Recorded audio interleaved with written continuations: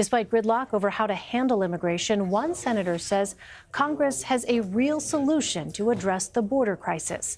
And that lawmaker, Republican Senator Mike Braun of Indiana, joins me now from Capitol Hill. Senator, good to see you. Thanks so much for being with us. Good to be on, Elaine. So the Department of Health and Human Services has warned that it is severely underfunded to care for the influx of people being detained at the border. And in an op-ed for the Washington Times before the Clint facility reports, you said there is, quote, no better solution than funding the Office of Refugee Resettlement. Why do you feel this is the right path forward?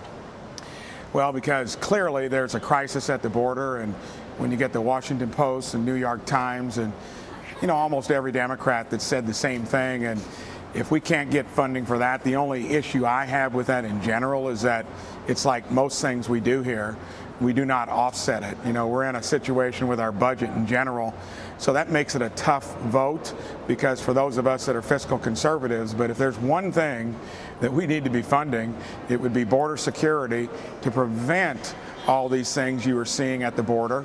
And when it comes to the humanitarian crisis component, I'm really surprised that Democrats seem to be soft on that, simply because I think it gives Trump something that they still mix with border security, and really that's the humanitarian crisis component of it.